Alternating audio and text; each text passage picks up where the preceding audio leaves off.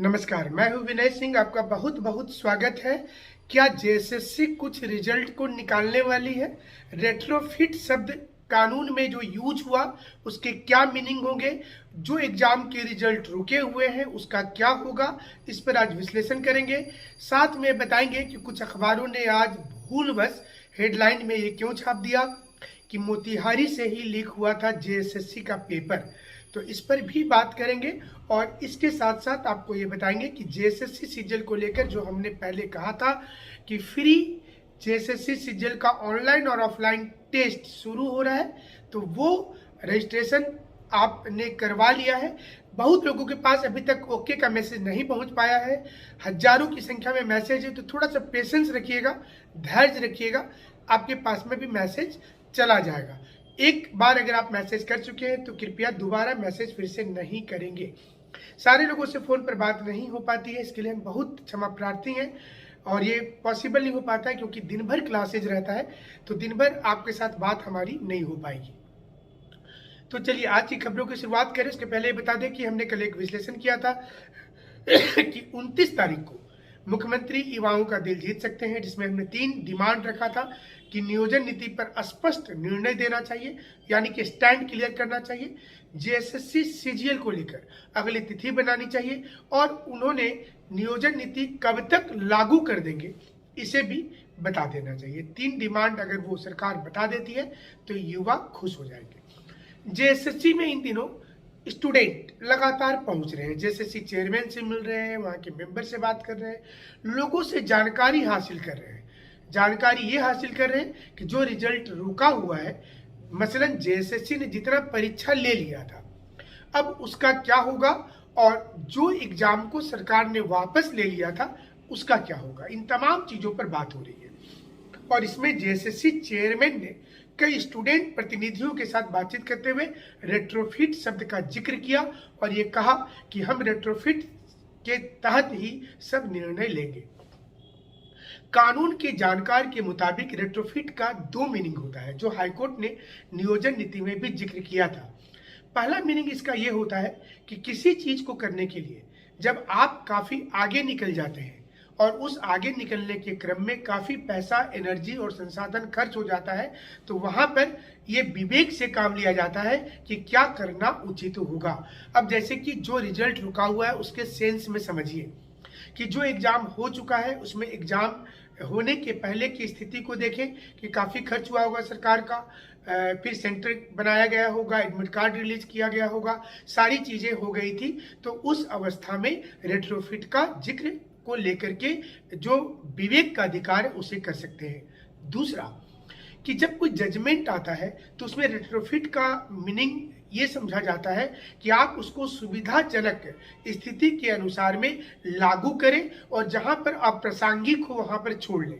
जैसे हमारा संविधान का अनुच्छेद 13 जो मौलिक अधिकार के अंतर्गत है, उसमें एक लाइन लिखा हुआ है कि कानून का कोई भी पैराग्राफ जो किसी नेचुरल जस्टिस को लेकर के हो या कोई ऐसे राइट को लेकर के हो, जो एक पूरा पैराग्राफ हो, उसमें से 3 लाइन जो हो अप्रासंगिक नजर आए, मतलब वो इनवैलिड जैसा हो, तो सुप्रीम कोर्ट जब जुडिशियल रिव्यू करती है तो उस कंडीशन पर उस 3 लाइन को इनवैलिड बोल करके बाकी कानून को वो लागू कर देती है। तो उसी प्रकार से नियोजन नीति पर जो जजमेंट आया उसके जो पैराग्राफ आज के डेट में रिलेवेंट नजर आएंगे वो प्रासंगिक होते हुए लागू हो सकता है और जो इरिलेवेंट नजर आएंगे उसको वहां पर रोका जा सकता है, लेकिन ये सब चीज कानून की जानकार में होता है। तीसरी स्थिति ये होती है कि अगर हाईकोर्ट के गाइडलाइन के मुताबिक जो भी समझ में आ रहा है रेट्रोफिट का जेएसएससी के चेयरमैन को, अगर वो सोचिए कि सारे रिजल्ट को पब्लिश कर देते हैं, जो स्टूडेंट्स की डिमांड भी चल रही है, हालांकि स्टूडेंट का ही एक वर्ग ये बोल रहा है कि नहीं, फिर से नए सिरे से परीक्षा होना चाहिए। यहाँ पर आपको पता होगा कि फिलहाल में नियोजन नीति को रद्द कर दिया गया है और ये साफ आदेश भी है कि नियोजन नीति के आधार पर, अब इस नियोजन नीति के आधार पर कोई नियुक्ति नहीं हो, अब नए सिरे से फॉर्म भरा जाएगा। अब सरकार इस पर क्या निर्णय लेगी उस पर भी रुका हुआ है। और इसके साथ साथ जेएसएससी अध्यक्ष अगर रिजल्ट जारी भी करते हैं तो फिर ये मामला कोर्ट में जाएगा, क्योंकि जो दूसरा छात्र प्रतिनिधियों का दल है उसका मानना है कि अब इस पर रिजल्ट निकालना उतना उचित नहीं होगा। हालांकि एक वर्ग मानता है कि रिजल्ट निकल जाना चाहिए ताकि उनको 2 बार जो परीक्षा लिखे, तीसरा बार लिखने का मौका वो नहीं चाहते कि थर्ड टाइम फिर से वो इसी एग्जाम को लिखे। ऊहापोह की स्थिति है, बट थोड़ा इंतजार कीजिए। 29 तारीख को बहुत कुछ स्टैंड क्लियर होगा सरकार का, क्योंकि सरकार अब ये 2 दिनों में कोई बड़ा स्टेटमेंट नहीं देगी, ना ही कोई आत्मघाती गोल करेगी जिसको सेल्फ गोल बोला जाता है कि वो ऐसा स्टेटमेंट बना दिया जिससे स्टूडेंट के बीच में उसकी किरकिरी शुरू हो जाए। तो ये कोशिश होगा सरकार का कि 2 दिन आपको इंतजार करवा करके 29 को जो सरकार का 3 वर्ष पूरा हो रहा है उसमें एक बड़ा कार्यक्रम होगा, और उस कार्यक्रम में जो सरकार जिन चीज़ों पर बोलेगी, जो हमें इनपुट्स मिल रहे हैं, उसमें नियोजन नीति पर बोलेगी, 1932 पर बोलेगी, पेंशन नीति पर बोलेगी, जो अभी तक आदिवासियों के लिए किया गया उस पर बोलेगी। वहीं संसद में देखिए अर्जुन मुंडा भी इस समय में, जब अधीर रंजन चौधरी के साथ उनके साथ बहस हो रही थी अर्जुन मुंडा की, तो अर्जुन मुंडा ने साफ तौर पर कहा कि आदिवासी जो है वो एक संस्कृति है, आदिवासी एक प्रकृति की पूजा कर रहे हैं, और आप आदिवासी को कास्ट के आधार पर नहीं कर सकते। आदिवासी को आप एक संस्कृति, कस्टम, रीति रिवाज से पर कर सकते हैं। तो अब थोड़ी सी आप यहाँ पर राजनीति को भी ढूंढ सकते हैं दोनों पार्टियों की ओर से, जो झारखंड में है और केंद्र में है। वहीं दूसरी ओर केंद्र सरकार अब ये सोच रही है कि वो महतो को, जो कुर्मी के रूप में जाने जाते हैं यहाँ पर, अगर उनको एसटी के रूप में इंक्लूजन कर दिया गया, जो बिल भी राज्यसभा में प्रस्तुत किया गया है, तो उस कंडीशन पर झारखंड में 2 बड़े वोट बैंक का एक ध्रुवीकरण हो जाएगा। एक आदिवासी वोट बैंक, जो अब तक माना जाता है कि परंपरागत रूप से ये जेएमएम के साथ खड़ा है, जो 26% आदिवासी वोट बैंक है, उसमें लगभग 20 से 22% जेएमएम की ओर खिसकता हुआ दिखाई देता है। ये एक जो आप बोलेंगे परसेप्शन है। वही दूसरी ओर कांग्रेस अपनी वोट बैंक बचाने में रहेगी, जो यूपी, बिहार और अन्य प्रदेश के लोग हैं वो उनके साथ भी खड़े हैं, नहीं तो वो अगर नाराज होंगे तो पूरी वो जो सेक्शन होगा वो बीजेपी की ओर शिफ्ट हो जाएगा। तो ये कांग्रेस को भारी दिक्कत होगा। तो ये इस समय में द्वंद्व की स्थिति भी आपको दिखाई देगी। अब देखिए महतो एक बहुत बड़ा तबका है झारखंड में, और अधिकांश सीट पर अगर आप देखेंगे तो महतो वोट बैंक जो है वो इन्फ्लुएंस होता है कि कहां पर उसकी तादाद ज्यादा है, वो किसको वोट डालता है। बहुत सारे सीट में देखेंगे तो महतो उम्मीदवार को ही खड़ा किया जाता है। तो यहाँ पर बीजेपी चुनाव तक में जरूर से ये रिस्क उठाना चाहेगी कि वो महतो की जो डिमांड है, आप देख रहे होंगे कि हाल के दिनों में दिल्ली में आंदोलन हुआ था, झारखंड में भी लगातार आंदोलन हो रहा है कि उनको एसटी में शामिल किया गया, और संभवतः ये भी कॉज है कि 1931 में उनको अलग कर दिया गया था। तो तमाम चीजें हैं, बट ये राजनीति है, हम लोग इस पर कुछ भी राजनीति की बात नहीं करेंगे। एक चीज आपको समझना होगा कि जेएसएससी अगर रिजल्ट को निकालती है तो फिर इसमें से हाईकोर्ट जाएगा ही, तो जेएसएससी थोड़ा इंतजार करने के मूड में। और जेएसएससी को यह भी समझना है कि जेएसएससी के हाथ बंधे हुए हैं।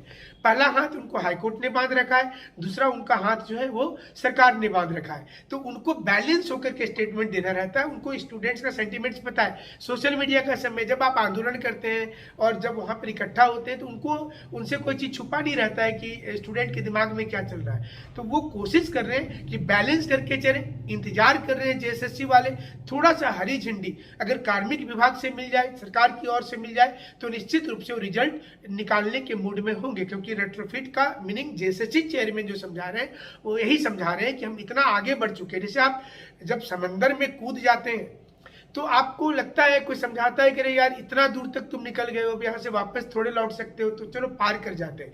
तो जब आप किसी चीज को लेकर के चलते हैं और बहुत आगे तक चले जाते हैं तो जेएसएससी ये कोर्ट को तर्क देगी। जैसे जेपीएससी के समय में हुआ था कि जेपीएससी बार बार यही बोल रही थी कि हम इतना आगे निकल चुके हैं कि अब यहाँ से पीछे लौटने का मतलब है संसाधन का खर्च होना और बहुत सी चीजों का नुकसान हो जाना। लेकिन आप इसको दूसरे परिप्रेक्ष्य में देखिए। अगर आप देखेंगे तो जो नोएडा का ट्विन टावर को गिरा दिया गया, ऐसे कई सीलिंग एक्ट आया दिल्ली में, तो करोड़ों अरबों रुपया का नुकसान हुआ सरकार को, लेकिन सुप्रीम कोर्ट ने कहा कि हम तथ्यों पर चलते हैं, कानून तथ्य पर आधारित होता है और जो चीजें कानून के हिसाब से उस पर हम निर्णय लेंगे।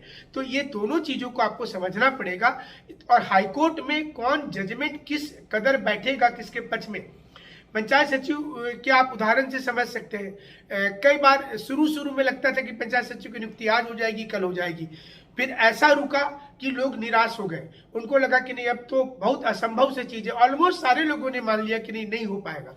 फिर सुप्रीम कोर्ट में गए, फिर से सुप्रीम कोर्ट ने कहा कि नियुक्ति होगी, तो फिर से एक बार वो चीजें आ गई सामने कि सुप्रीम कोर्ट ने नियुक्ति शुरू करवा दिया है। तो ऐसी कई स्थितियां आते जाते रहती हैं, तो आपको थोड़ा सा वेट एंड वॉच करना होगा। और हम चूंकि डिसीजन मेकर नहीं होते, हम सिर्फ विश्लेषण ही कर सकते हैं और ये बता सकते हैं कि सही क्या है गलत क्या है। जेएसएससी वेट एंड वॉच की मुद्रा में स्टूडेंट के सारे दल से वो बात कर रही है। इस समय में जो भी प्रतिनिधि मंडल जा रहा है उससे वो बात कर रही है, उनको समझा रही है, उनको सुन रही है। और एक प्रतिनिधि मंडल तो ये चाहता है कि उनकी बात को सुना जाए और पॉजिटिव तरीके से सुना जाए। जेएसएससी चेयरमैन को भी पता है कि इस समय में जो माहौल है वो सरकार के कंप्लीट खिलाफ है, और अगर वो इस समय भी छात्र छात्राओं के साथ खड़े नहीं होंगे, ईगो प्रॉब्लम बनाएंगे, घमंड दिखाएंगे कि नहीं मिलेंगे, तो दिक्कत होगा।